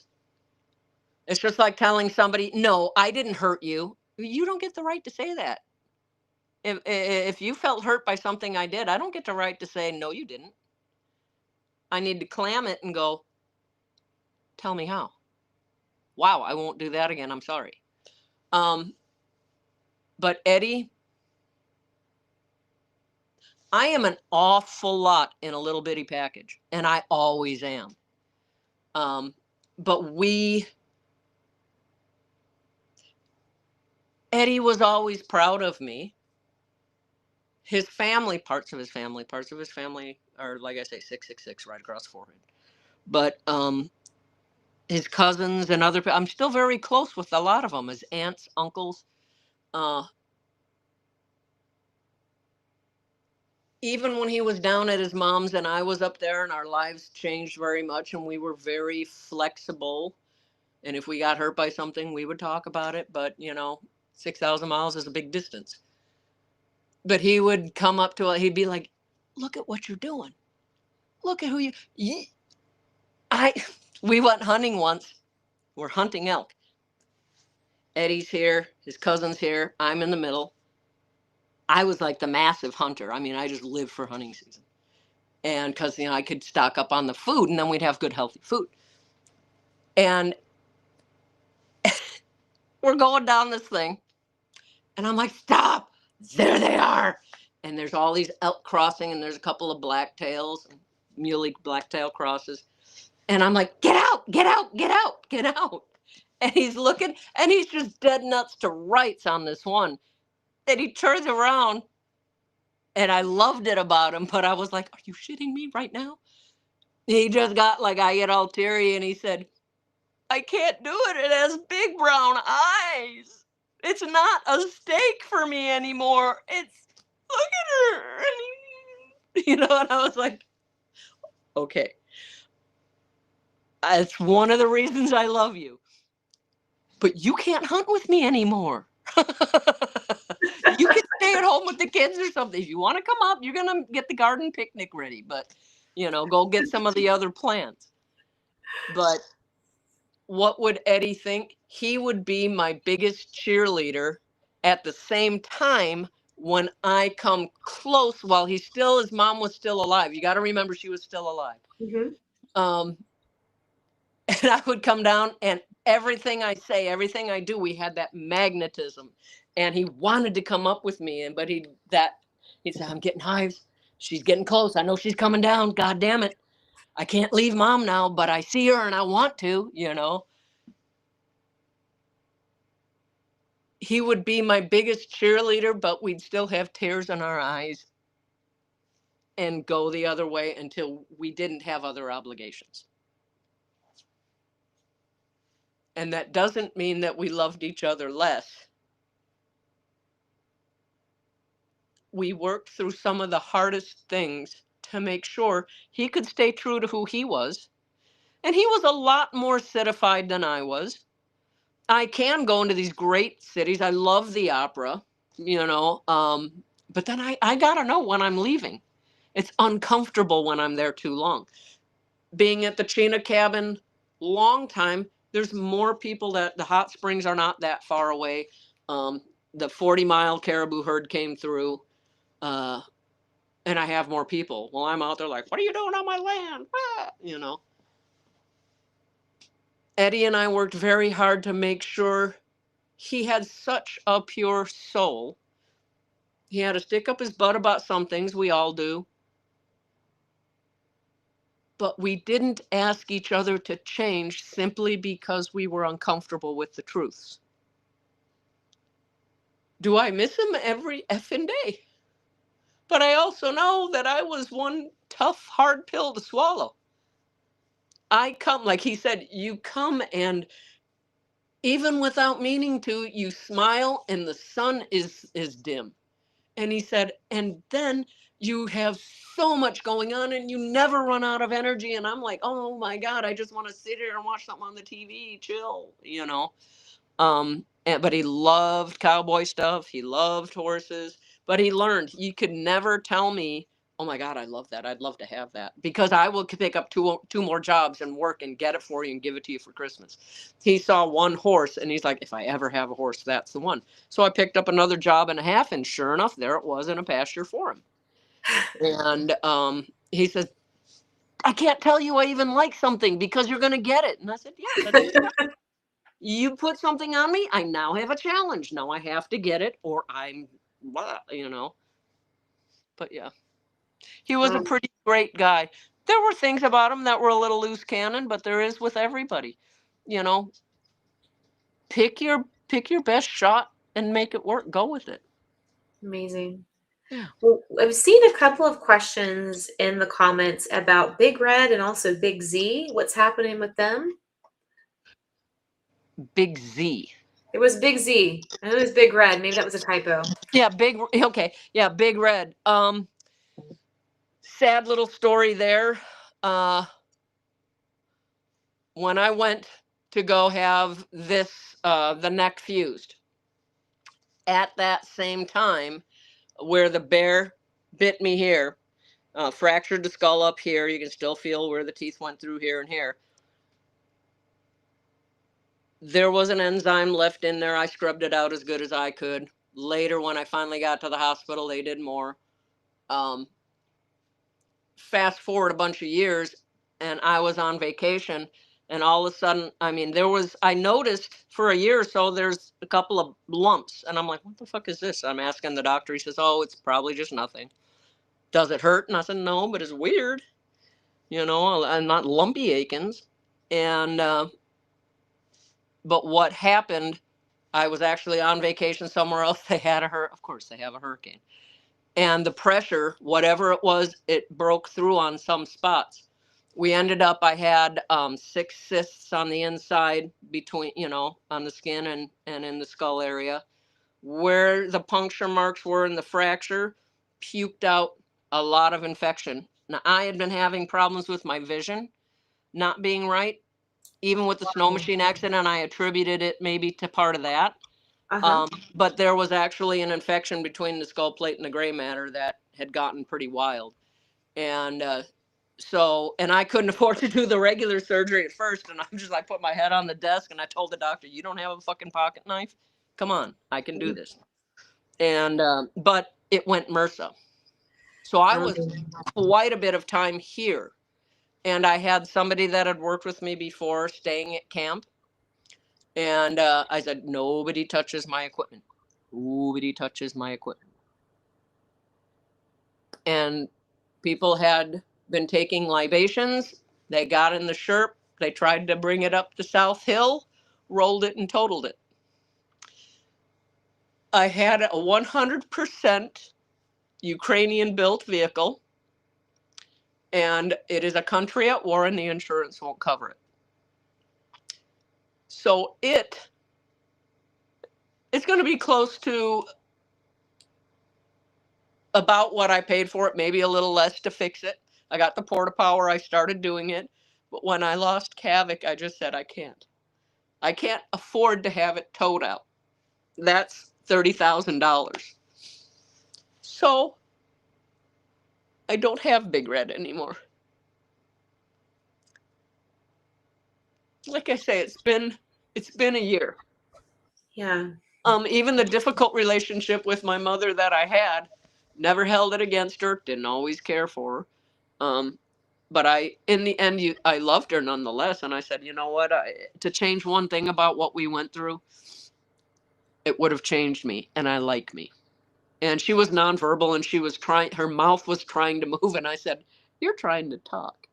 I said, I'm healthy enough today. I know what you're trying to say. Sue, you turned out pretty fucking cool. Yes, I did. You know, you're awesome, Sue. And her eyebrow went up. That's the only thing. And she died not that much later. Had a nephew that committed suicide. He's gone. Have another family member that has tried to commit suicide twice now in a month and a half. All while this whole Kavic thing happens. Big Red was an amazing thing, but it's not for me now. So I feel like, okay, you know, God or whatever's up there, you know, the magic bumblebee, I don't know what it is. I got it. We're taking me totally down to ground zero. I'm kind of reading the writing on the wall, man. God or whatever would not have given me all of you as family and friends I haven't met yet if we weren't supposed to work together. Yeah. I still have so many crazy ideas on what I want to do. I still have a ton of fishing poles. I still do have some side-by-sides and snow machines. It's not that I'm devoid of everything, but Big Red was like an extension of my personality. So I do miss that quite a bit. Yeah. I can't change what happened, but I can't afford to fix it. The insurance should have covered it, but there is the clause in times of war where they don't have to. So there you go. I'm sorry, Sue. I'm sorry about okay. the mental health thank you. struggles. I see somebody said prayers for me, and don't let your heart break for me. Let it swell with God, things that you think. What was it? There was a movie, Under the Tuscan Sun, and she is Diane Lane, I think, was the actress, and she's talking to the husband, the guy that she bought the place with or from, and she said, you know, the worst thing about divorce, and this is not divorce, but kind of, I don't have my thing anymore. It doesn't kill you. You would think you hear these things or this happens and you should drop dead from the shock. But instead of breaking your heart for me, find resilience, because that's what I'm trying to do. I can't sit in a puddle because I don't know how to get out of it. I've not been a person that gives into the sadness too much, that gives into the waking up and, oh my God, it's going to be a shitty day. You know, the universe always says yes. You know, if you wake up and go, oh my God, it's another shitty day, it looks at you and says, yes, it will be. Lots of it, you know. But if you wake up and go, my God, this is so sunny, I'm going to have the best day ever. And they're like, yes, you are. It's always going to answer yes. So don't let your heart break for me. Be so happy I have an opportunity to shine again. I have an opportunity to go and build something from the ground up. Maybe my grandkids or my great grandkids are going to be like, I want to do this with you. How do I do this? That would be wonderful. It is painful as walking on lit coals to go through. But the other side of it is, what am I going to build next? If I go to a different ecosystem, there's no, the only boundaries on what I might do are here. So if I don't have them, nobody else gets to give them to me. What if I go to a whole new ecosystem and I have to learn how to hunt things that I've never hunted? What if I have to go face to face with a snake and I have to get past that? What if I see a hopping spider? When I lived down in Mexico, I went for a 10-day vacation. I was a young teen, already out of high school, and I was hunting in Carrillo Puerto, kind of on the Yucatan Peninsula there. And we're going in there, and I'm looking further down the path, and this is the jungle, and I'm seeing this thing hop around. And I'm like, "¿Qué is this? What the hell is that?" And they're like, "Narañas." And that means spider. I said, "No, not spiders, that thing." And they said, "Naraña, la naraña negra." You know, I'm like, I will see you in the bar, dude. No fucking. This was dinner plate size with legs, cowboy boots, and a bad little side eye. It was, you know, but it's something I haven't mastered. Um, I don't know. There's so much open. I don't have to have it decided today because I took the cooking job and I'm going to do a lot of fishing. If anybody's into that kind of fishing, I can definitely put it on. I've got my old website. Part of why it's not back up, I did the whole new website. I had to take it back down because of everything that happened. I still own and retain the copyright and the name for Kavic River Camp. So I may do the Kavic Southern Experience. I don't know. But I Yeah, will have Kavic Sue to be continued. And we will work on it together. amazing. We have some newcomers on this show, Sue, that missed the top of the video when you spoke about Kavic. I don't know if you take a moment just to recap for folks that joined us a bit later on what Kavic's situation is. And there were others also asking if you'll be able to visit Kavic again. No. At this point, I'm not going to get too into the intricacies right Yeah, now. of course. It is Yeah. definitely going to take a little bit different thrust for their scope of work. But hopefully, as they get there and they're seeing more of what the possibilities are, you know, I have offered to be there to consult. There's a pretty big corporation, so they're probably gonna. Oh, I see something. Sending empowerment. Oh, thank you. So what happened is there is a big oil and gas push right now in the country.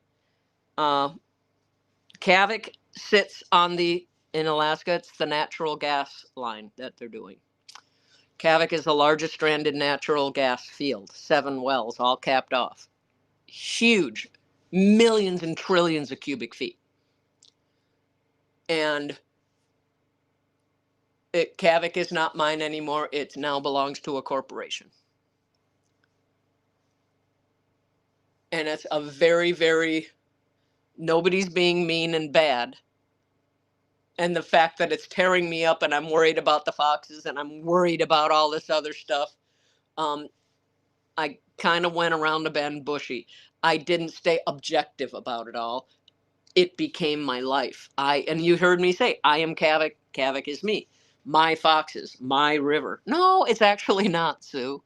So I need to take a brain break and go, well, you kind of went a little loosey-goosey in the brain pan there, girl.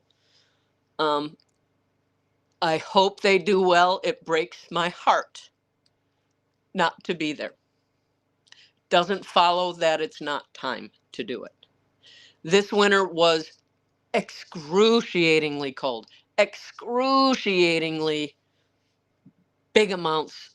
Like right now, I had a plane fly over and take some pictures of Kavic, and there's 22 feet deep in snow.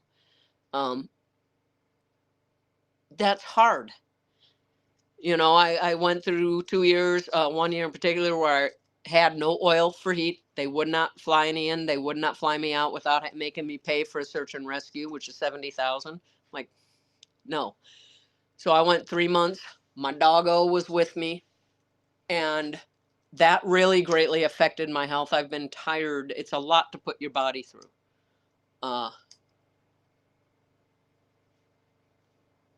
I need the time to go. I took a job for the people that weren't here before.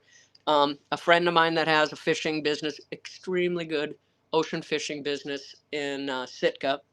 He asked me to be the cook for the lodge if I needed a place to get my, the space between my ears, some of the cobwebs out. And I'm like, yes, but I may make a lot of chocolate stuff. Just deal with it. But it's going to give me a buffer time to come to terms with everything. If they need me, I'm still around, but I have to earn money.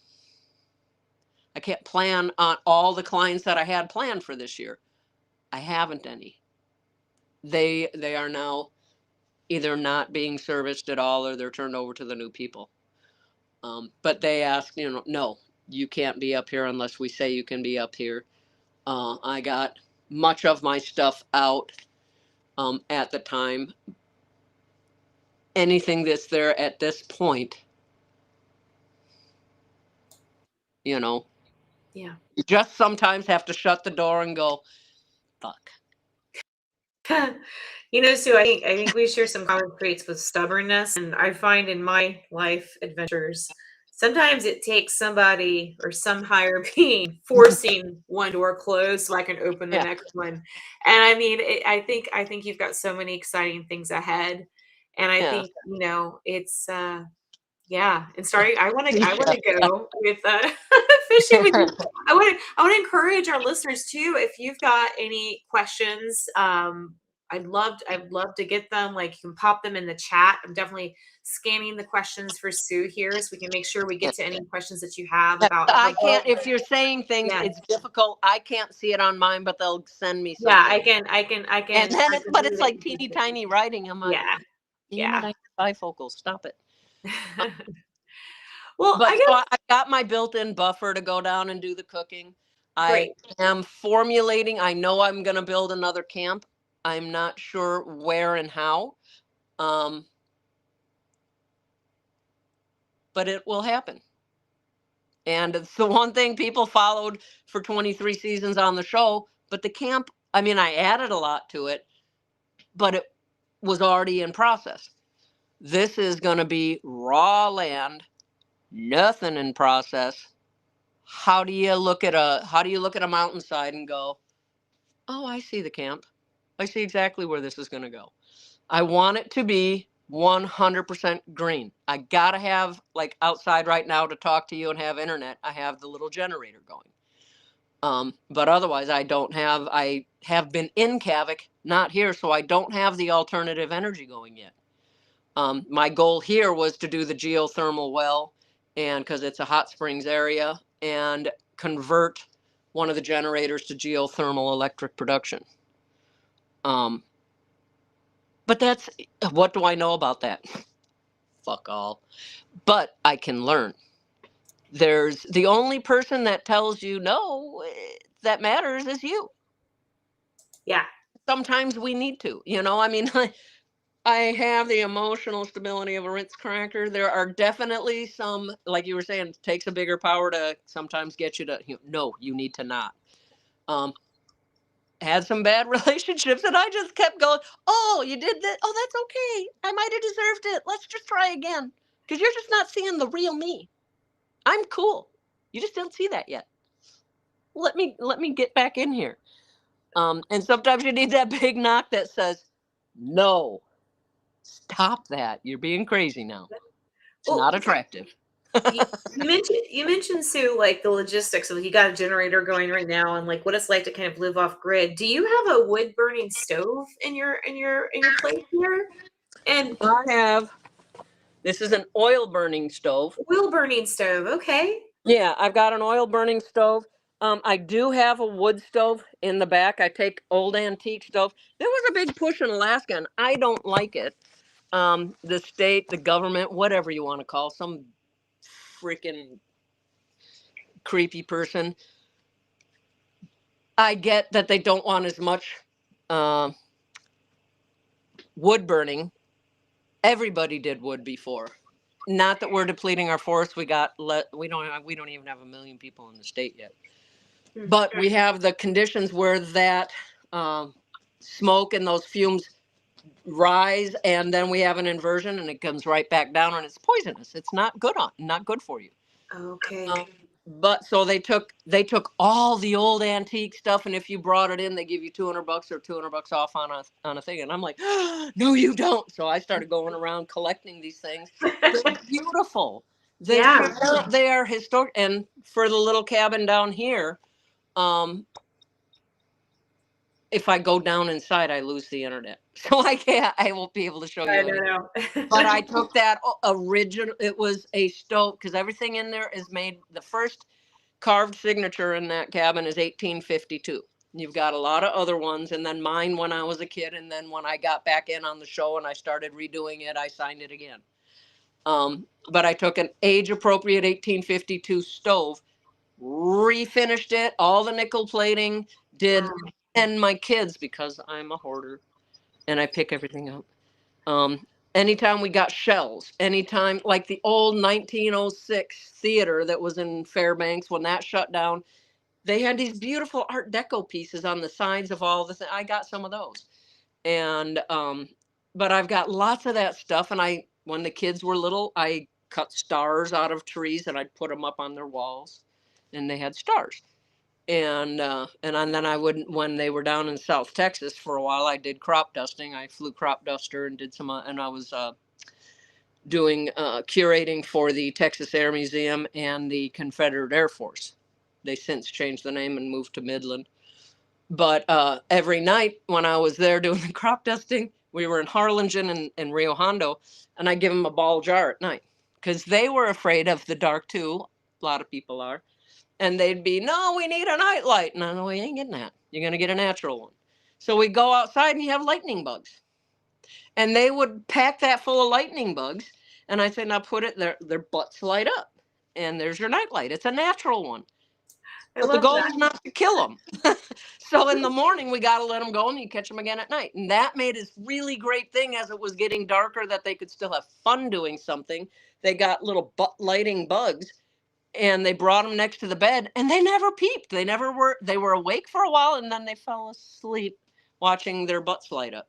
And in the morning, all the bugs are asleep. So they go and we'd let them out.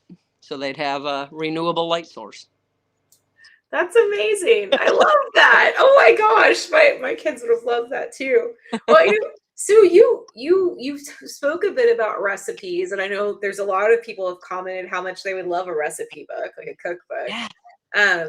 But can you share with us, like, what sort of things would you cook on one of these natural, like, older stoves? Like, what are some of your favorite dishes to cook? Well, on the show, you're gonna pair it with, what did you get? What did you hunt? I got the squirrels, and so I made squirrel stew. Some of the crew were like, "Oh no, it's okay. We're not going to try it." I'm like, "Pussy," But I like to get, like right now, we're getting ready on the spruce trees to have spruce tips. You can make pickles out of those. So I love to get that brine going, get them in there, and I pickle all the spruce tips. I've since done candied spruce tips too, which are really nice.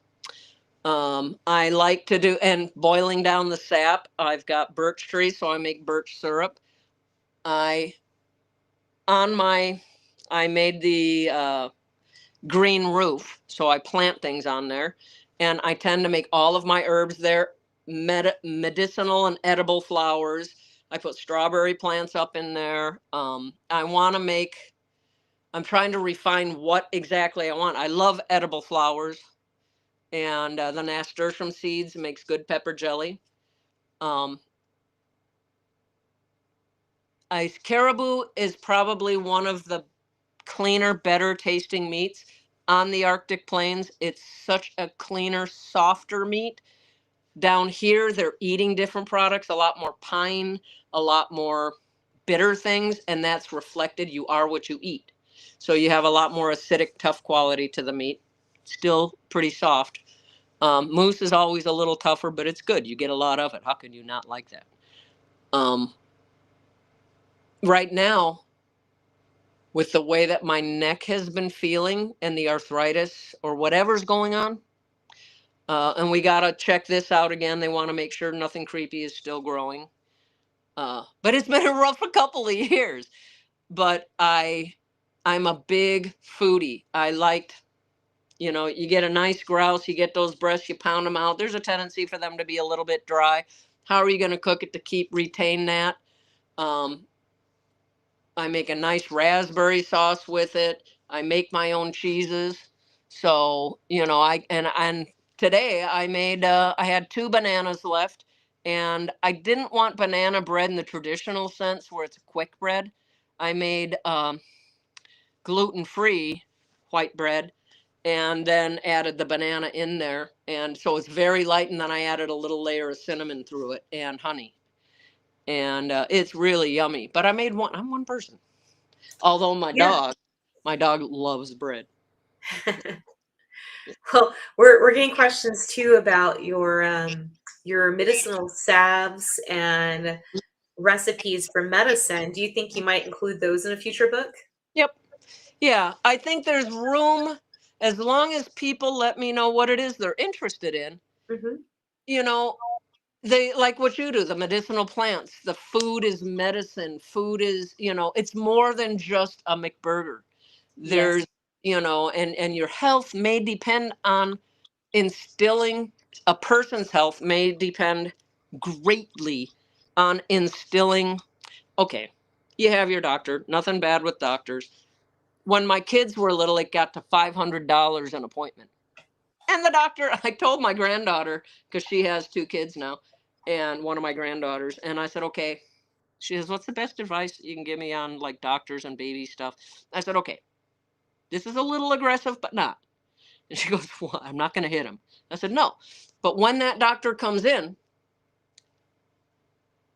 write down your questions ahead of time. But when he comes in, get the chair, set it in front of the door, and sit there. Don't move until your questions are answered. He's got 20 people because they overbook. You're paying 500 goddamn dollars for that time. I need to know this. Why can I not have this? This is kind of fucking weird. What's up with that? And I said, he's going to want to get out, but explain it to him. Hey, we only make enough to barely cover the bills. We're going to have top ramen for 2 weeks because I needed to give you a down payment. Give me back some extra advice. But I said, your baby's butt when you get a rash. What do you have that is, you've got sphagnum moss. Guess what? Antibacterial, antimicrobial. Get it on there. But I think that, like for me, I can't have my neck checked because I can't afford the payments.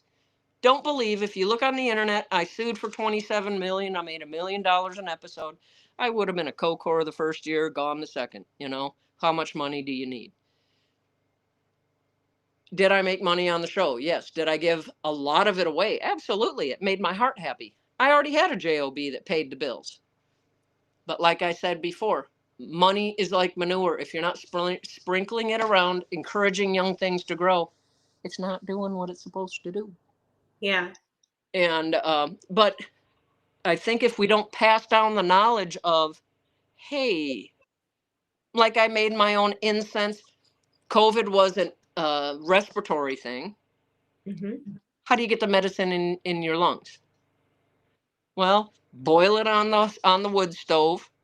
Boil it over here. Make incense. Different things you can, get into your lungs that way. Don't go crazy. You don't need a gallon of it.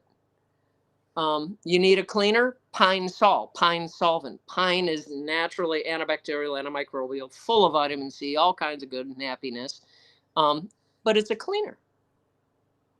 It's not an episode of Breaking Bad. So yeah, get a recipe and do it right. You know? Yeah, that's right. No, plants are powerful. I mean, so many of our modern medicines were originally discovered in plants. They're plant derived. Everything from cancer therapies to pain medication, heart medication. There's so much that nature's offered Yeah, us. and the doctors, the old country doctors are like when I was little, you had the doctor would come to your house. What is wrong with her now? I was sick for a while as a kid. There's 2 years I don't really remember at all. And but you were expected to do a certain amount of stuff at home. Mm-hmm. You know, and grandma, oh, you got an earache? Here. And she'd suck on her pipe and blow it in your ear. And it's like, what the fuck are you doing? You know, and that cures your earaches. And I'm like, well, I'm going to tell you it's gone because that's creepy, you know. But there's a lot of natural cures that were passed down grandma to mom, grandma to mom, grandma to mom, you know, and we've lost that art just trusting every. You can't go on TV or on the internet without seeing 40 things saying, oh my God, do you have one red dot? You could be dying. Not saying you are, but this will help you. And you're fat too. That's not good. You know, I'm like, oh, hold on. And they got like, here's a natural cure. You want to solve your liver problems? Put water in, warm water, turmeric, and honey. And I'm like, what about the pepper? Yes, the pepper. Yeah.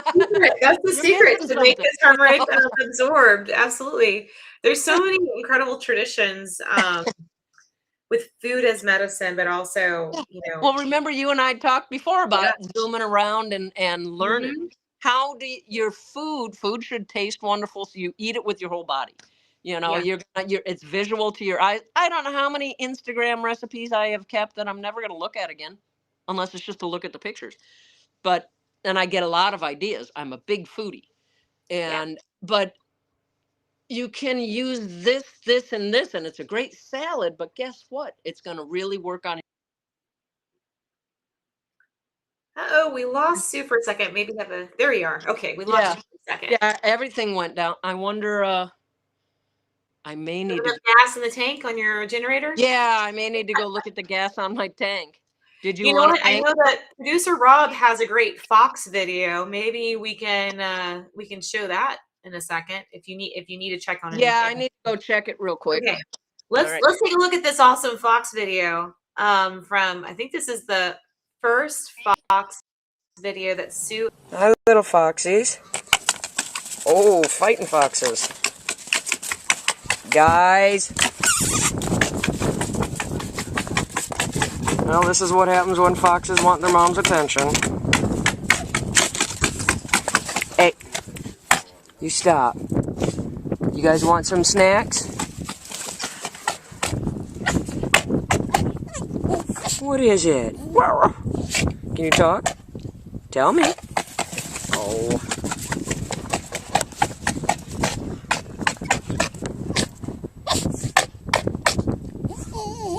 Tell him. I know. Woof. Woof. Can you tell me again? What do you want? Woof. Tell me. Woof, woof. Can you say it bigger? Say woof.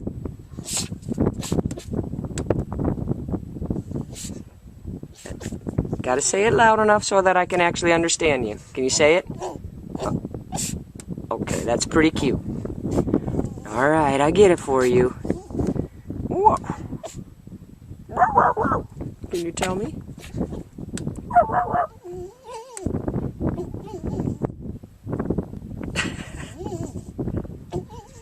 Wow. Can you tell me? Can you tell me? You gonna come look right at me? Tell me. You gotta tell me. It's pretty mellow pretty mellow talk for a baby.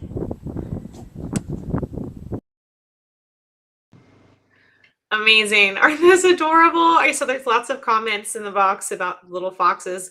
I think Sue is just checking on her generator, making sure she's got enough fuel in there to keep the internet signal going, and she'll be right back. But in the meantime, I can tell you a little bit about the way that Sue and I met was actually on the Foodie Pharmacology podcast. We both work with producer Rob Cohen and Christine Roth, and we're in our 8th season of Foodie Pharmacology. It's a podcast that covers, the science behind our foods. We talk a lot about medicinal plants as well, natural medicines. This season, we've got some incredible episodes coming out also on food for pets. Not that the foxes are pets, but many of us have our companion animals that need good foods as well. And then I can tell you a bit about my book, The Plant Hunter, while Sue is working on her generator. So this is the paperback or the hardback version. There's also a paperback version that's out, and it covers my journey in science as a disabled woman looking for new cures from nature. So Sue mentioned that she's battled an infection with MRSA from her bear attack. And MRSA is actually a bacteria that I work on in my laboratory. So I'm a professor of dermatology at Emory University School of Medicine in Atlanta. And my research team scours plants from around the world that people are using in traditional medicines to battle infection. And we're looking for and finding some really, really powerful new medicines from nature. And so it's always fun to speak with someone like Sue, who has this appreciation for nature. And some of the questions around where to find Foodie Pharmacology, you can do so through a couple of ways. We're streamed on any of your podcast streaming services. So you can find it anywhere you listen to podcasts. We also have a YouTube channel called Teach Ethnobotany. And on that YouTube channel, you can also find video versions of the podcast, including 2 incredible episodes in which Sue and I have a chat together about her life in the Arctic, as well as a full episode that led up to her book release. So she's pretty awesome, and we're back. Amazing, Sue. So everything good out in the wilderness? It's not a happy machine. I think it needs to just kind of be taken apart maybe this evening and gone through. One of your many skills that you can do. Amazing. Yeah. So for questions, for those of you looking for my book, you can go to cassandraquave.com, The Plant Hunter. You can also find it on any of your local bookstores or on Amazon. But cassandraquave.com's got the links to everything there. And maybe producer can pop up that website for you. But Sue, I did have a couple of other interesting questions for you. Going back to hunting, first of all, we saw the fox video was adorable. Which one was it? It was there were 2 of them that were kind of I would say having a conversation with each other. A little bit tussle. They are very verbal, very conversational. Yeah.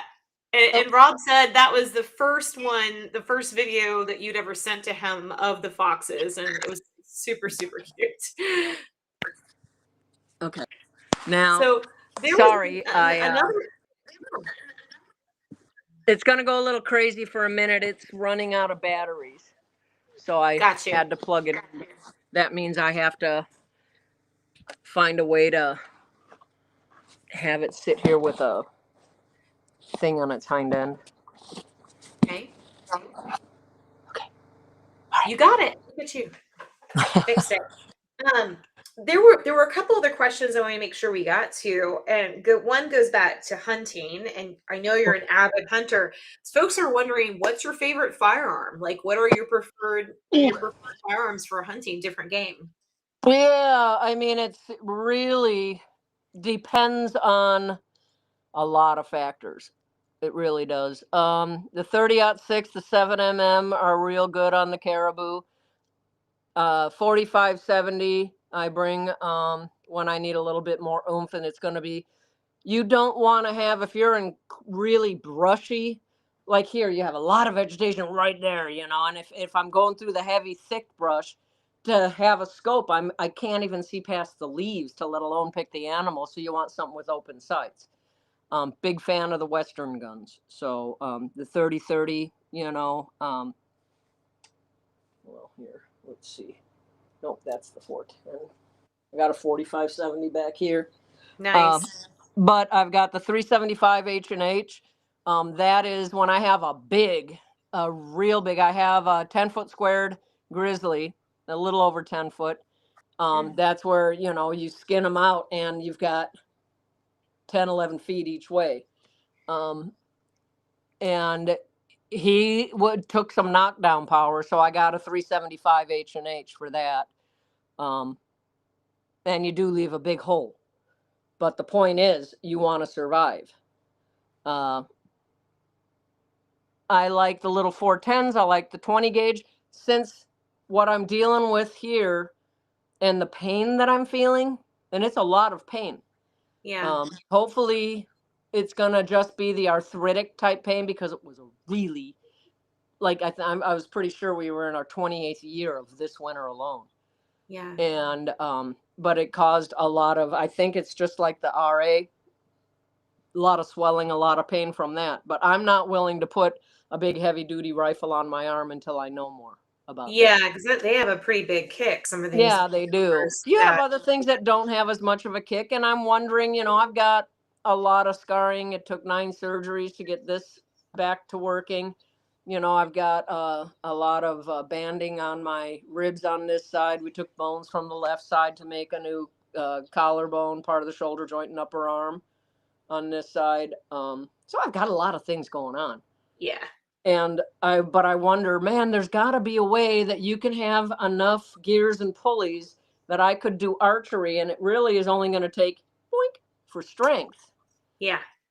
But I need to see the doctor about that. And then I probably people say I have an issue with control. I said, no, dude, as long as I have it, there is no fucking issue. Have you? Yeah. Well, I'm thinking there's the only guns that I have that don't have a kick are 22, but you can't take down much of anything big with that. So have you ever been bow hunting? I've never I've played around with bows. I took archery in school when I was young. Yeah. And I did all right with it, but you just targets. Yeah.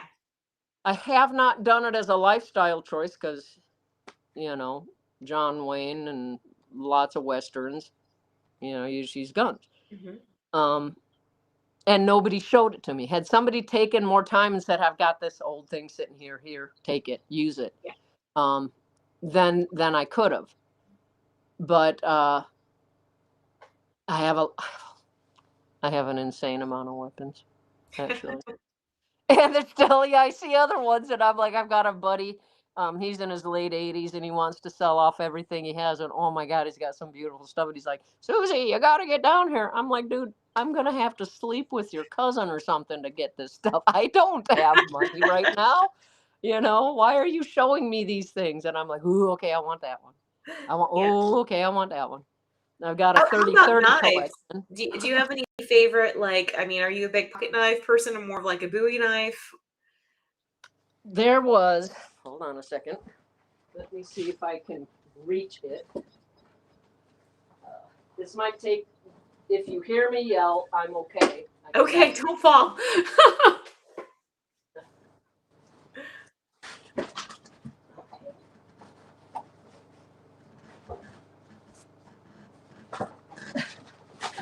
There's a reason I'm going for this particular thing. Okay. Get it? Okay.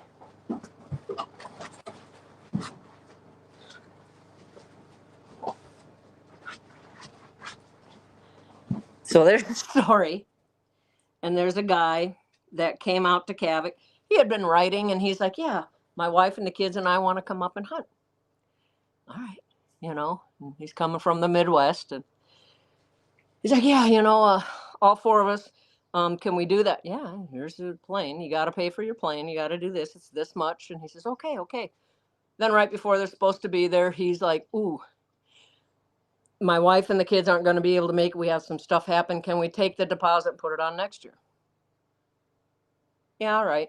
I understand. Shit happens sometimes. Mm-hmm. And I just had you see on the TV show where I had injections in my feet. And I just had all that done. And they're like, yeah, we need you to stay off of them for a couple days. I said, that's not even an option. Get on the plane, come back. I had a full camp. I had it was an almost brother-in-law watching while I went down and got the shots and all that, and did some shopping and came back.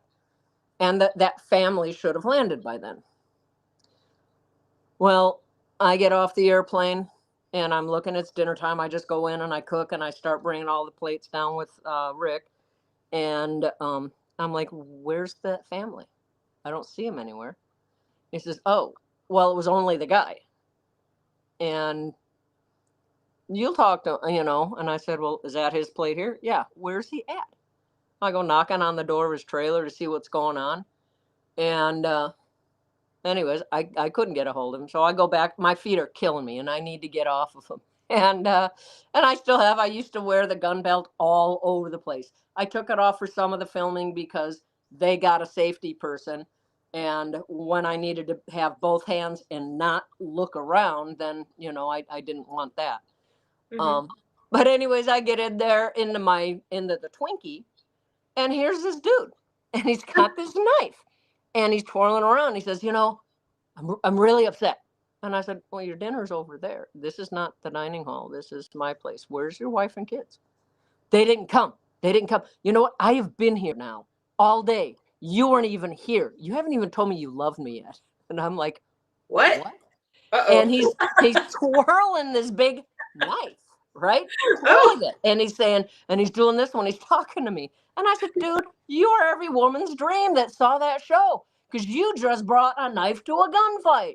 I had a SEAL Team 6 out here, and they were going into the refuge. So I called for them, and they come in. They say, we can make this disappear. And I'm like, no. And he says, I'll just go to my room. It'll be fine. I said, no. I called, and I had a plane come pick him up. And he's like, where's that knife? And I said, you don't have a knife. I do now. I have a knife. I love it. And I'm like, of all the people you picked to fuck with, seriously? Come on. SEAL Team 6 just happened to be there. And, and you're twirling around a knife like that's going to really worry me. What a great souvenir he brought you. I know, right? And somebody else remembered that story that I talked to, I think it was last week. They said, where's that? And so I had to go and get it. And then I set it aside. So I was like, oh my God, I can tell that story. I mean, it is beautiful. It is beautiful. But it's very nice. Yeah. But it's like, what the fuck are you thinking? Handcrafted. Do that. But yeah, there was no wife. There was no kids. It was just some crackpot that decided in his head he built something up. So yeah, I have a list that I had the whole time I was up there that, for the most part, maybe you had a couple of toddies or something and you turn into super dick or something. No, just go sleep that off. Don't stop it, And I never mixed personal relationships with work. You cannot. Yeah. No. The whole reason why I ended up having that weird marriage, you can't be alone, a female alone up here doing it, even though Mike asked me to come out there. Before I got there, there was a woman, Sammy Superdoc, and she did not mind having libations with some of the crew or, doing extracurricular stuff. And so her reputation was a little tarnished. Yeah. And one day, here comes an airplane full of oil workers and stuff from a whole nother section. And she thought they wanted fuel. She went out there and they beat the shit out of her and gang raped her on the pad. She almost didn't make it. So that's why Mike made that rule where, and I told him, I said, no, there's no doubt. I'm pretty tough. Like anybody, your bark might be worse than your bite. We all have egos. But you can put me next to any man. They're built differently. They're stronger in a different way. And if a bunch of them got together, no, it's not going to go real well for me. Yeah. And so, so I understood where he was coming from, but it was like, okay. Not my finest decision, but hey, it all wrapped in to make me who I am today. So I can't fault it. Wow. What a journey. What a life. Well, we are just about at time, Sue. What an incredible story you've shared with us. Thank you, Thank you. so much. Yeah, and thank everybody for tuning in.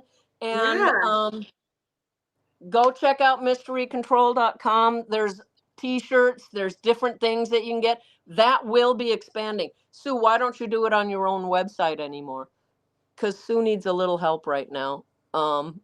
With Kavic changing, so many medical and family things went on this year. I'm getting older. I'm hurting in weird ways. It's not that I'm like, oh my God, I'm old. I can't do anything. But I need help. And these people, Cassandra, Rob, and Christine at Mystery Control, they're willing to help me, and they're good people. And sometimes you just have to put your faith in what's being laid in front of you. If you can try to over control every aspect, you're going to be alone and unhappy and still not be ahead. So I'm going to take a page out of the book that everybody's offering and go see it. If you see something you like, we've got little stone raven wings you can get and put on a necklace. I'll have more heart rocks. I'm going to be collecting a whole bunch of them. But we'll expand on it. Let us know what you want. Pick up a copy of the book there. You get it from Amazon. Yes, you can get it from any store. What trickles down to me is less than 50 cents a book. With Mystery Control, we're not I cut my own hair and I butch it. 10% battery. My phone is not charging. Why is it not charging? Well, we've got lots of options at Mystery Control, so that gives Sue a little bit more support, which is every bit helps. And they're so nice. You know, I have all the intentions in the world, but I get a little scatterbrained. And like here, I have my phone. I do not have a laptop. I do not have a computer. To try and keep track of everything, I need to have different stuff. I no longer have an income. So love you, Sue. You're my hero, inspiration. There's so many messages Thank you so much. of love. Yes. Love and good night. I can't say names, but I know you all. Yes. And thank you for none of us wanted to hear that Kavic went by the wayside. And it's not by the wayside, it's just not by my side. Wish the new people well. Hell, maybe it's going to be just fantastic in a whole new way. Sometimes a fresh look, a fresh pair of eyes is what it needs. But they need to be, it needs to be people that understand a heavy duty oil and gas. And that's not me. I'm like, oh my God, look at the foxes. You're up to your next great adventure, Sue, and we are going to be eagerly waiting, cheering you along, ready to read the next chapter in your book and get some of those awesome recipes. So I want to thank you guys. Thank you all for tuning in tonight. Thank you again to Rob Cohen and Christine Roth for putting on this great event tonight. Head over to Mystery Control, pick up a book. These make great gifts as well, by the way. Very inspirational reading, as you all know, and some of the amazing artwork, necklaces, totes, t-shirts, lots of goodies there. So thank you all for tuning in, and we'll be along cheering in the sidelines. Thank you, everybody. You've been there a lot of years with me, and I got a lot of years left. Let's do it together.